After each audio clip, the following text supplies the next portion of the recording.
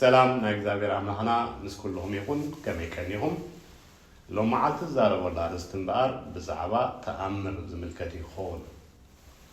سب أبا هيمانته فسنة قدس النوح عبي أبا إجزابير زلوا أمنت نخدل تأمر نايقدن يلي زبلي خون بوغني تأمر هو الدك سبات أي كيرن زبل مرداتا يزلني بفلاي نظام ناحية زلنا ولدو نحاد سب تأمل غير كان أبزغون عهيمانات كتمالسو كبيري كاب إسرائيلوان لعلي تأمل استقبروا لي يلن كابهم لعلي نعمله زخ حدد ما يلن بتأمل امنتك أي عبني قويتانا المدحينا أملاحنا يسوس كريستوس زور الله أب وانجيل يوحنس نعرف شدشته كاب إسرائيل شدشته كسام مودتا زرلا حيل قاد انترينا كريستوس ندم صعبوز نور هزبي ضد هريو سيعبهم دليم أب تسقر بحر مسرحوه زبالهم انترينا يو اتدرين زلهم سي انجيرا سلزبلعكم تسقبكمون يخم منبر تأمرات سلزرائيكم أي كم ديكمكم بحق يبلكم الله ودسر نعو أبو نسوها أملاح حاتم ويمو نتنسو زهباكم نزل عالم هي وزنبر بالعنبر نزل حلاف بالعي لكم أي تنبروا ويلوم أبزي حجي ننايسقاو دليتنبر منفساو ربيت كم زينا وروم يزقل زالو إذا ما بنايسقاو تقمام تدريهم يسعبوا كم زلو ترديهم أتحساسهم نغيروكم عدم كلين عن رأي منياتو حق إن يسعب زبهال أب مراحيو كتور دليتن فقرن عادة توفاينة زلو ينبر نايتا أمرات تتكام مخان كم زي كونه كابز حجيخ نرداء نفل نتي كاب كريستوس زرخبوه تغمي دليا منبر نكريستوس نمركاب إلا نصعبوه كم زي اللوي عبره الله أبتاق زيتيا اتنخ صعبوه زدرهم كند مغنيت نحموش الشيح زغون سبات بتأمر غيرو سلازم قومي سلازي كريستوس انتاي زمركت زلو بتحاله نساتهم بالصعبوه زلو جبار تأمر سلازغون زي كونس بتز جبار تأمر كبدون كمالهم مهاني كرايد ما بو غيرو نسو من مخانو كنفرم لليو مالتي أوانجيل ماتيوس نعرف 10 تخلطة كاب قدر 30 شمونتن ساب 40 حدا زلو انترينا يدما اتوم هزبين كريستوس كابها تأمر كنرين دللنا مسولو كريستوس دما خمزيرو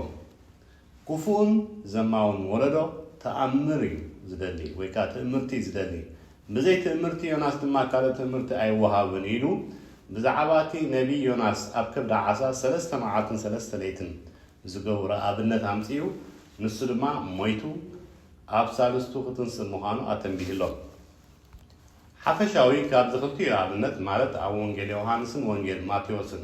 تصحيح زلو انتين عن المهار بتأمر هيوت سب كم زي كير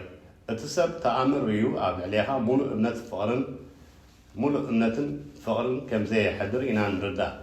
كابهان لعلي اتربحي زقدسو اتربحا انت قواريسو نسودما كنعبكا جمر كابها رح جمر مالتي اتتأمر انت قصير دما يلمدو دحركا منفساو سب تراي يكونن تأمر زقبر سيطانن نسيطان زقزا سبون تأمر يقبري أب كلمة نقص فرعون انتم ناتو طيبان مسريان نجمتن تنقلتن تأمر غيرهم معرم مس نبي موسى قوادر فتنو كلون ري حجون يقوريهم كو زي قور مع عسفينهم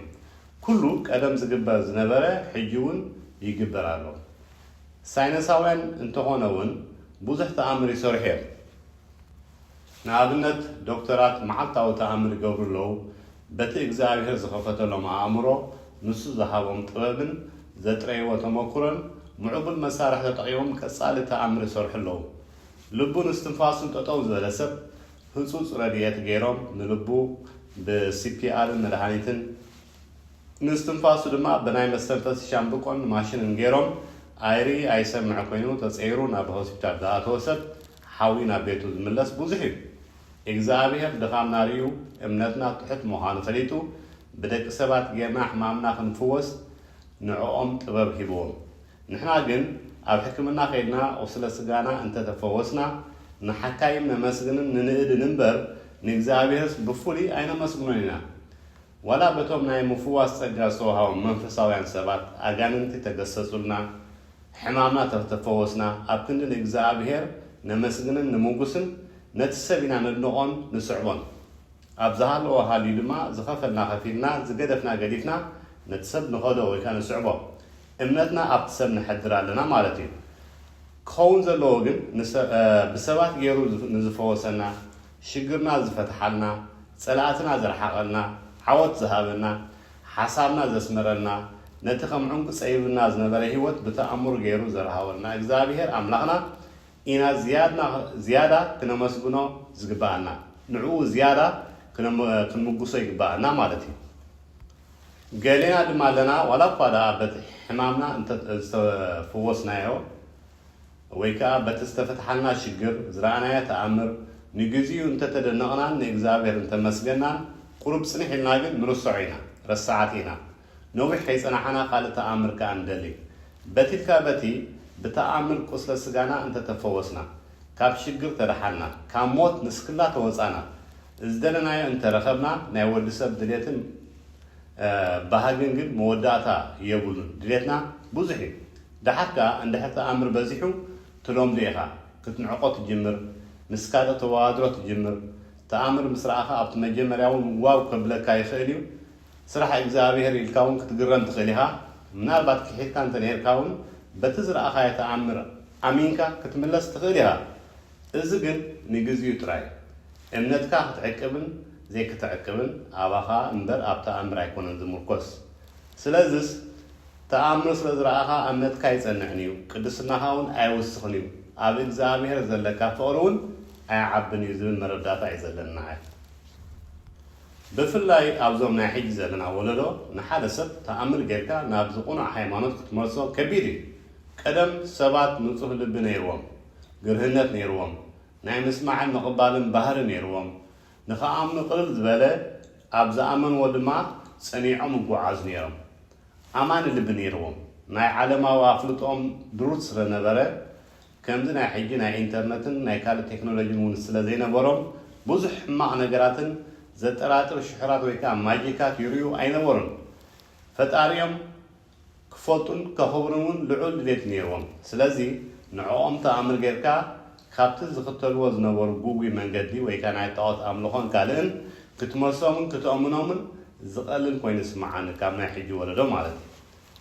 ናይ ሕጂ ወለዶ ግን ሓቂ ዘይኮነ ነገር ብካሜራ ኣቀናቢሮም ዝሰርሕዎ ፊልሚታት ይርኢ ኣሎ ብዙሕ ናይ ሽሑር ነገራት ወይ ከዓ ናይ ማጂሻን ጠንቆልትን መሰርያንን ኣብ ሶሻል ሚድያ ክርኢ ይውዕል ኣሎ ሳይነስ የጽንዕ ኣሎ ገሊኡ ሳይነስ ድማ ኣንጻር ተፈጥሮ እዩ ንሕግን ስርዓትን ናይ እግዚኣብሔር ዝጻረር እዩ ብዙሕ ፌክ ዝኾነ ነገር ይርእን ይሰምዕን ስለ ዘሎ ብዓለማዊ ነገራት ኣእምሩ ተማሪኹ ስለ ዘሎ ድማ ሓደ ፍሉይ ነገር ርእዩ ቀልጢፉ ኣይኣምኒ ሓደ ኣደናቕ ነገር ምስ ረኣየ እዝስ ናይ እግዚኣብሔር ኢሉ ሃንጎፍ ኢሉ ኣይቅበሎን እዩ እንተተቐበሎ እውን ነዊሕ ከይጸንሐ እዩ ዝመንዎ ሽዑ ኣብ ምምርማርን ምጥርጣርን ይኣቱ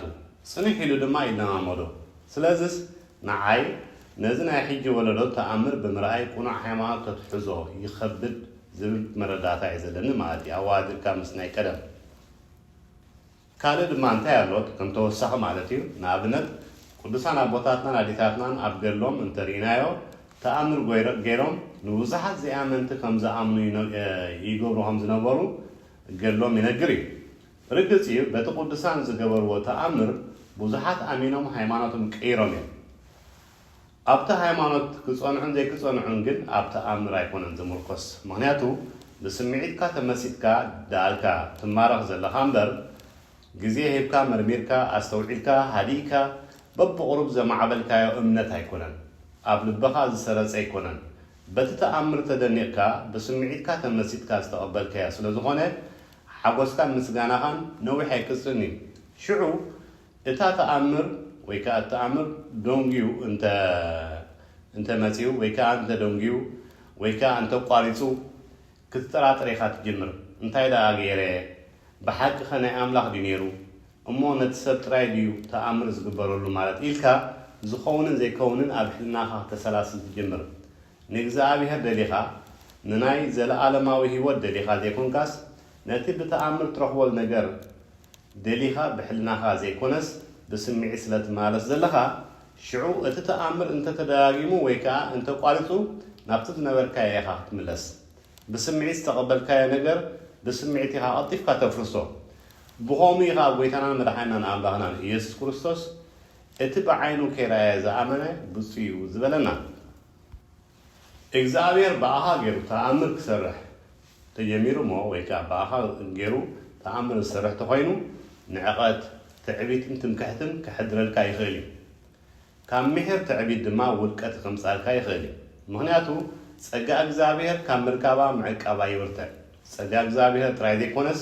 ዝኾነ ካልእ ነገር እውን ከምኡ እዩ ሃብቲ ስራሕ ዕርክነት ሓዳር ሃይማኖት ስልጣን ቅድስና ካብ ክትረኽቦም ክትዕቅቦም ይኸብድ ብቕንዕና ከተመሓድሮ ተዘይክኢልካ ክትዕቅቦ ተዘይክኢልካ ካብኻ ጠፍእ ክእል ማለት እዩ ስለዚ ንእግዚአብሔር ኢድካ ንኽትህብ ኣብ ቅድሚ እግዚአብሔር ንኽትምርካኽ ትሕትና ክተርኢ ፍጹም ፍቕሪ ክትሕድር ብምሉእ ልብኻ ተነሲሕኻ ንኽስዕቦ ድማ ስምዒት ወይ ከዓ ኢሞሽን ዘይኮነስ ሕልና እዩ ዘድልየካ ንስሓ እውን እንተኾነ ብስምዒትካ ትገብሮ ዘይኮነስ ብወለንታኻ ትገብሮ ውሳኔኻ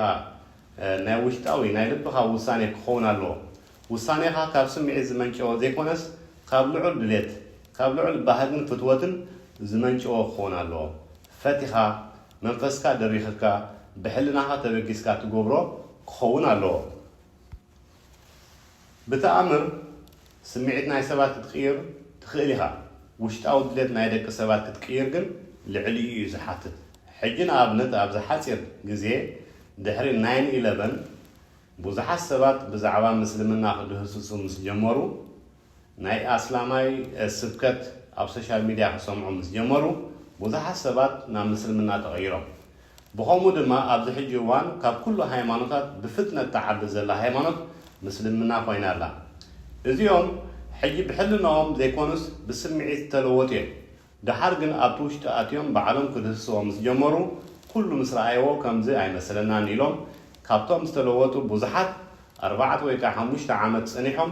ካብኡ በቦሩ ብወፅ ኣለዉ ሕጂ ንደቂ ሰባት ተኣምር ምስ ረኣኻዮም ወይ ከዓ ፅቡቕ ስብከት ምስ ኣስማዓካዮም ብስምዒት ተደኒቖም ፅቡቕ ኮይኑ ተሰሚዕዎም ንሰሙናት ንኣዋርሕ ወላ እውን ንዓመታት ምሳኻ ክጓዓዙ ይኽእል እዮም ኣብ መወዳእታ ግን ፀኒዖም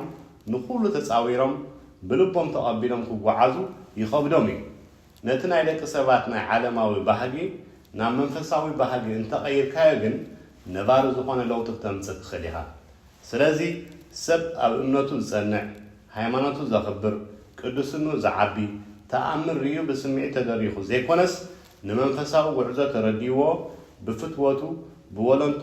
ብሕልኑ ወሲዱ ወይ ከዓ ወሲኑ ዝኣተዎ ክኾን ኣለዎ ይቐኒየለን